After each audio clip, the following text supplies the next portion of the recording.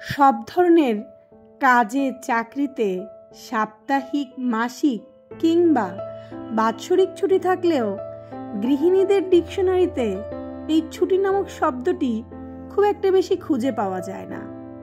যেহেতু এর থেকে রেহাই নেই, তাই কিছু টিপস ফলো করলে, একটু গুছিয়ে চললে একটু রিল্যাক্সে কাটানো যায়, এই আর কি। আসসালামু আলাইকুম, কেমন আছেন সবাই? আমি এশা। ওয়েলকাম টু স্টোরি অফ এশা।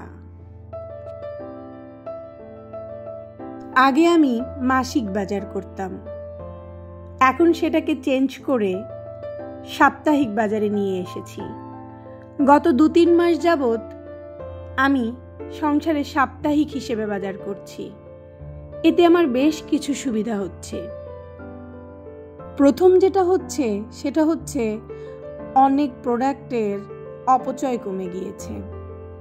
মাস হিসেবে কিনতে গেলে অনেক বেশি কিছু কিনে ফেলতাম, সেটা থেকে এখন যখন সপ্তাহ হিসেবে কিনি, একটা ধারণা থেকে প্রয়োজনের থেকে একটু অল্প কিনি। তাতে করে আমার সপ্তাহটা একটু টায় চললেও নষ্টটা কম হয়। এছাড়াও মাসে একদিন বাজার করলে সেদিন সব কিছু গোছানো সত্যিই খুব কষ্টসাধ্য হয়ে যায়। দেখা যেত অর্ধেক গুছাতে পেরেছি, তো অর্ধেক আর একদিনের জন্য ফেলে রাখতে হতো। সেটা থেকে রেহাই পেয়েছি। সপ্তাহ হিসেবে বাজার করলে যেটুকু কেনাকাটা হয় সেটা একদিনে হাত লাগালেই খুব সুন্দর করে গুছিয়ে নেওয়া যায় এবং খুব ভালোভাবে পরিষ্কার করে রাখা যায়, যার কারণে পুরো সপ্তাহটা বেশ রিল্যাক্সে চলে। আজকে সকালেই আমি আমার সাপ্তাহিক বাজারটা করে নিয়ে এসেছি। এসে একটু নাস্তা গুছিয়ে নিলাম, এনে বারান্দায় বসেছি। কি দারুণ জবা ফুল ফুটেছে। শীত চলে এসেছে, তবু আমার গাছে একটা দুটো বেলি লেগেই আছে। হেল্পিং হ্যান্ড সাথে ছিল, তাড়াতাড়ি করে চিংড়ি মাছ এনেছি অনেকগুলো, সেগুলো দুজনে মিলে কেটে নিয়েছি এবং মাংসগুলো ও একবার করে ধুয়ে দিয়ে গিয়েছে। যতই হেল্পিং হ্যান্ড ধুয়ে দিয়ে যাক, পরে আমি আবার 1-2 বার ধুই। এখন আমি সেগুলোকেই আমার সাপ্তাহিক হিসেবে ভাগ করে নিচ্ছি। একটা বাটিতে এমনভাবে চিংড়ি মাছ রাখছি যে একটা বাটি বের করলে ওই বাটি দিয়ে 2 দিন বা 3 দিনের তরকারি রান্না করা যাবে। আর 2টো পলিথিনে রেখে দিচ্ছি। এগুলো যদি একদম বেশি প্রয়োজন না হয় তাহলে বের করব না, তাহলে এটা দিয়ে আমার পরের সপ্তাহও চলে যাবে। আর যেহেতু খুব বেশি আনা হয়নি, তাই খুব ভালো করে কেটে ধুয়ে নিয়েছি। একদিন একটু কষ্ট করে নিলে পুরো সপ্তাহটাই বেশ শান্তিতে কাটানো যায়। আজকে এনেছি 5টা মুরগি। একটা আজকে একটু রান্না করব, বাকি 4টা গুছিয়ে নেব। একটা ফার্মের মুরগি দিয়ে কিছু চিকেন ফ্রাইয়ের জন্য মাখিয়ে রাখবো। আমি সপ্তাহের শুরুতেই এটা করি। নাস্তার জন্য যেগুলো দরকার হয় সেটা আমি সপ্তাহের প্রথমেই গুছিয়ে ফেলি। যেমন ধরুন, এখন শীতের সময় ছোলা রান্না করতে পারি সন্ধ্যায়, তো ছোলাটা সেদ্ধ করে 3-4 বক্সে করে রেখে দেই। আমি কি করি, সপ্তাহে একদিনই ওই কাজগুলো করি। যেদিন নাস্তা প্রিপেয়ার করি সেদিন শুধু নাস্তাগুলোই প্রিপেয়ার করি। আজকে একটু চিকেন ফ্রাই মাখিয়ে রাখবো, তার জন্য বেশ কিছু মুরগি কেটে নিচ্ছি। আর এমনভাবে কিছু মুরগি কেটে রাখবো যেগুলো শুধুমাত্র রান্না করার সময় বের করে একবার ধুয়ে নিলেই হয়ে যাবে। সপ্তাহের প্রথমেই যদি এই কাজগুলো একটু করে নেওয়া যায়, তাহলে কিন্তু পুরো সপ্তাহটাই বেশ শান্তিতে কাটে। আজকে আমি মুরগি আর চিংড়ি মাছই এনেছি। গত সপ্তাহের মাঝামাঝি সময় করেছিলাম মাছের বাজার। এভাবে যদি একটু হিসেব করে করা যায়, আজকে যদি মুরগি আনি, আজকে আর মাছের তেমন কোনো আইটেম কেনাকাটা আমি করি না। তাহলে একদিন মুরগি গুছিয়ে নেই পুরো সপ্তাহের জন্য, আবার একদিন মাছ কিনে 8-10 দিনের জন্য গুছিয়ে নেই। এভাবে করলে আমরা যারা একা হাতে সংসার সামলাই বা যাদের ছোট বাচ্চা আছে, যারা বাচ্চাদের একা লেখাপড়া করাই, সংসারের সব কাজ করি, তাদের জন্য বেশ সুবিধা হয়। আমার কিন্তু সত্যি বলছি, এত কাজ করার পরও বেশ সময় বেঁচে যায়। তখন আমি নিজের জন্য সময় বের করি, নিজের প্রোডাক্টিভ কোনো কাজে নিজেকে লাগাই। গত সপ্তাহ কিছু চিকেন ফ্রাই আমি মাখিয়ে রেখেছিলাম, সেগুলোর এখনও এক বক্স আছে। এর জন্য আজকে জাস্ট একটা মুরগির অর্ধেক নিয়েছি। এখানে বলতে গেলে 10 থেকে 12 পিস হবে। এগুলোকে আজকে মাখিয়ে নিচ্ছি। আমি জাস্ট সব ধরনের মশলা, সয়া সস, লেবুর রস, গোলমরিচ দিয়ে মাখিয়ে একটা বক্সে করে নর্মাল ফ্রিজে রেখে দিই 3-4 ঘন্টা।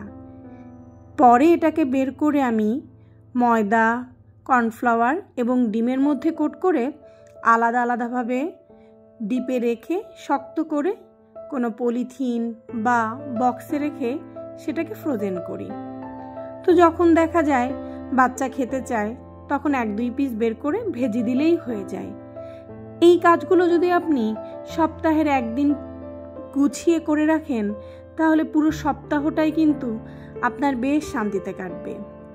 দেখা যাবে আপনার বাচ্চা খেতে চাচ্ছে, তখন সব কিছু বের করে গোছাতে গোছাতে দেরি হয়ে যায়। কিন্তু এভাবে গুছিয়ে রাখলে আপনার বাচ্চাদের সামাল দিতেও বেশ সুবিধা হয়। আমার ভিডিও যারা দেখেন তারা হয়তো খেয়াল করলেই দেখতে পাবেন, আমি আসলে মাছ মাংস যখন রান্না করি সেটাও আমি একটু বেশি করে করি, যেটা আমার 2 দিন হয়।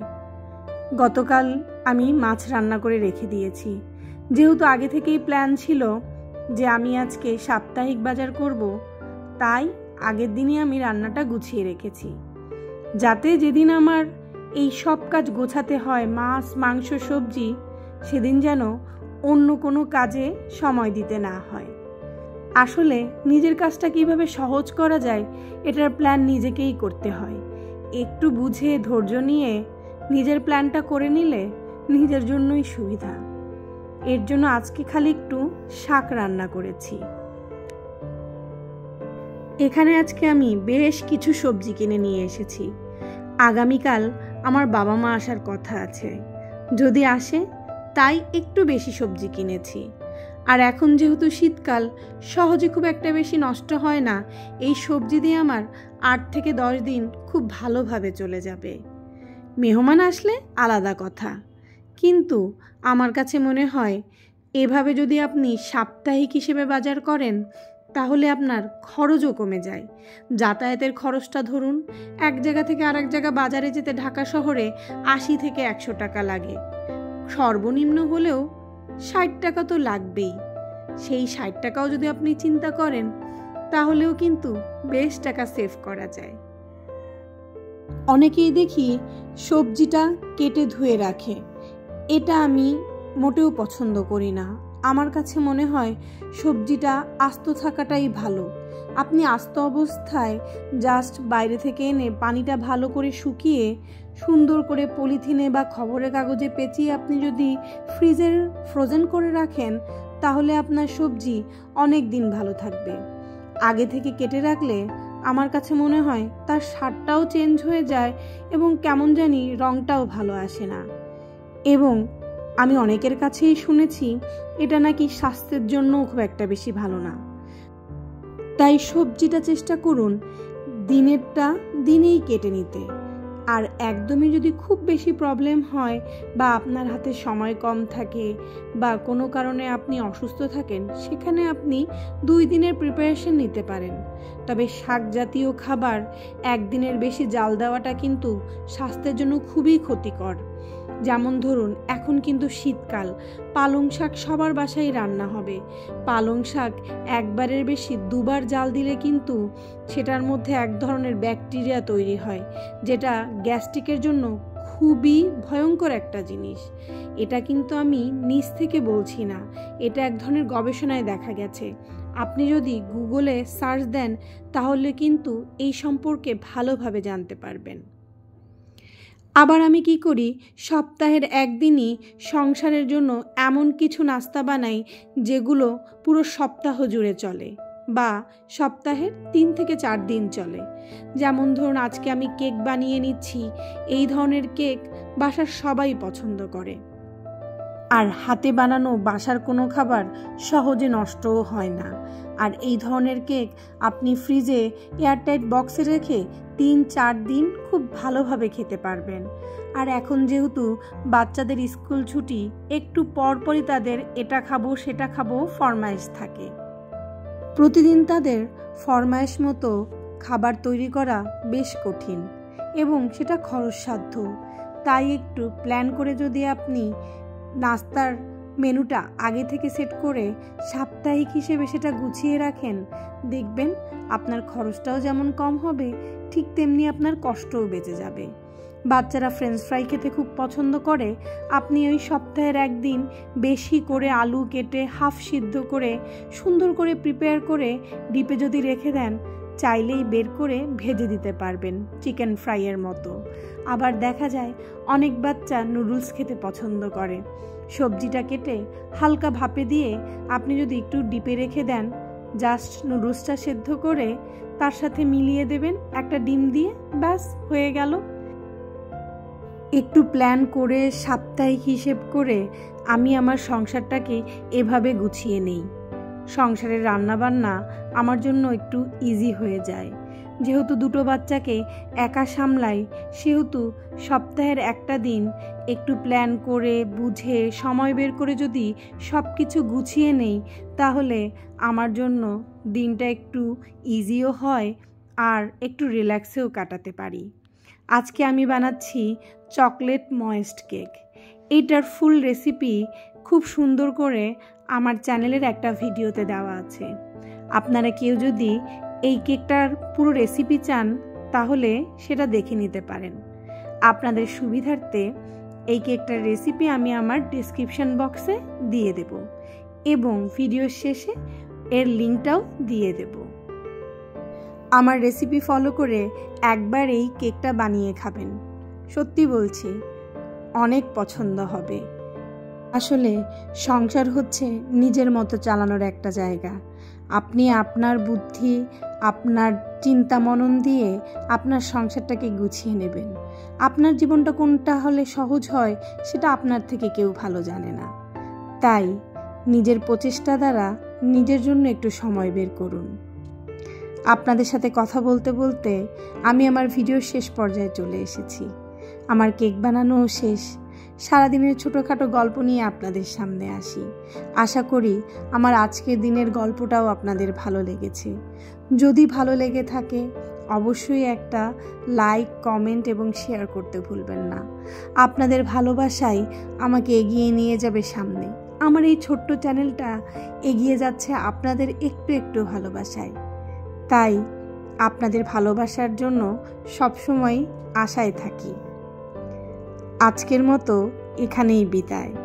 ভালো আছি, ভালো থাকবেন, অন্যকে ভালো রাখবেন। আল্লাহ হাফেজ।